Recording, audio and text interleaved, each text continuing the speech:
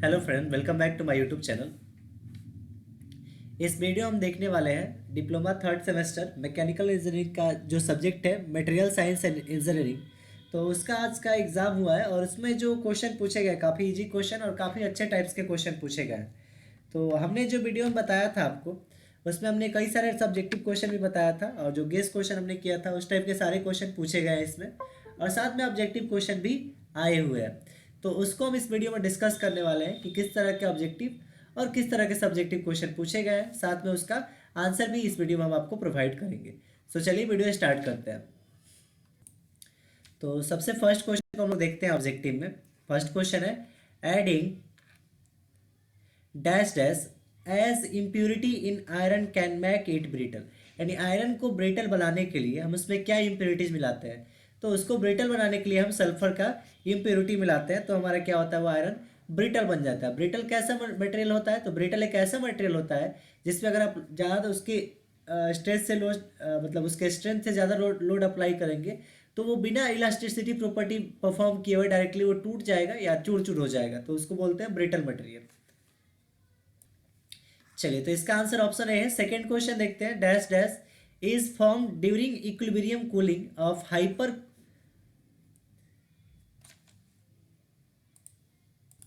Eutectoid steel from austenite state. तो austenite state अवस्था पे हाइपर यूटेक्टोइड स्टील के संतुलन शीतलन के दौरान डैश डैश का निर्माण होता है। किसका निर्माण होता है, तो ये बताना है इसमें हमको। तो इसमें जो करेक्ट आंसर होगा ऑप्शन नंबर बी हो जाएगा, cementite and pearlite. Cementite and pearlite. अगला क्वेश्चन है third number. An iron carbon binary alloy having 0.6% of carbon by weight is called. By weight is called.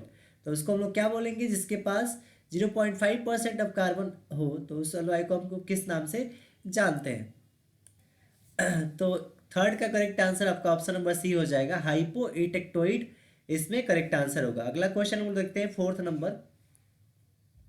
So fourth number question है the ability of material to develop a characteristic behaviour under repeated loading known as.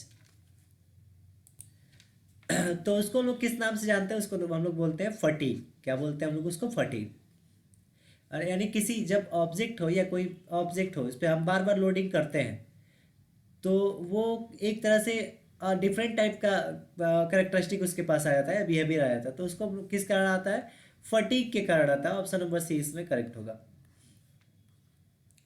Five number question है which of the following is alloy of iron. तो इसमें iron का कौन एलवाई है। पहला है बिटालियम, दूसरा है ब्रास, तीसरा इनवार, चौथा सोल्डर। तो इसमें कौन आयरन का एक अलवाई है। अलवाई का मतलब होता है जिससे हम की उस ओर से उस मेटल को प्राप्त कर सके।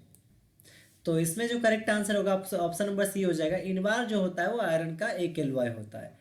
अगला क्वेश्चन देखते हैं, क्वेश्चन नंबर 6।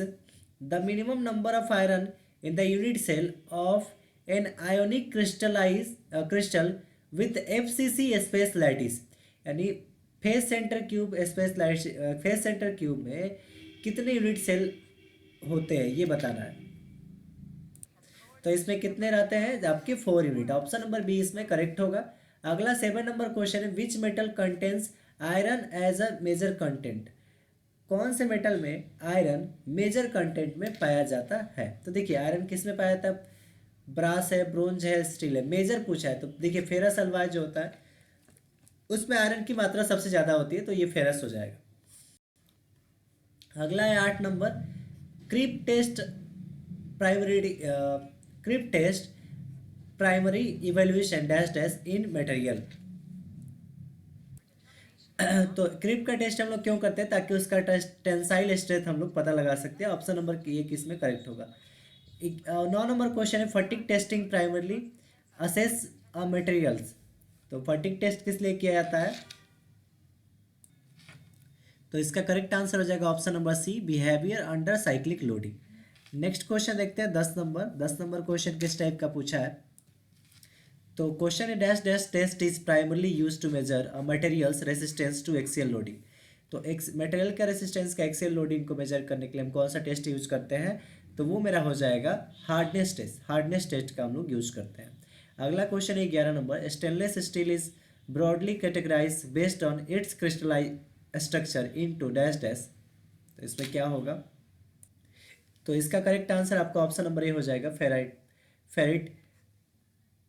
फेरिटिक और ऑस्टेनिटिक और मास्टेनिक। ये आपका ऑप्शन नंबर ए इसमें करेक्ट होगा। नेक्स्ट क्वेश्चन देखते हैं 12 number, which of the following is not a type of iron ore. तो इसमें कौन आयरन ओर का टाइप नहीं है, तो देखिए मैग्नेटाइट आयरन ओर है, हेमेटाइट आयरन ओर है, सीडराइट आयरन ओर है, लेकिन बॉक्साइट जो है वो एल्यूमिनियम ओर है, ये एल्यूमिनियम का ओर है। तो ऑप्शन नंबर बी इसमें करेक्ट होगा क्योंकि नॉट पूछा था हमसे। 13 नंबर क्वेश्चन है, the element intentionally added to cast iron in enhance its machinability is dash dash. इसमें कौन सा होगा, सिलिकॉन, कार्बन, मैग्नीज और फास्फोरस। इसमें कौन सा ऑप्शन होगा, तो इसमें जो करेक्ट आंसर होगा वो आपका हो जाएगा ऑप्शन, इसमें आपका सिलिकॉन। और तो आई होप इसका आंसर लग रहा है कि आपका ऑप्शन नंबर ए होगा सिलिकॉन, लेकिन आपके हिसाब से जो आंसर होगा वो कमेंट बॉक्स में बताइएगा, क्योंकि इसका आंसर थोड़ा सा कंफ्यूजन लग रहा है इसके आंसर में।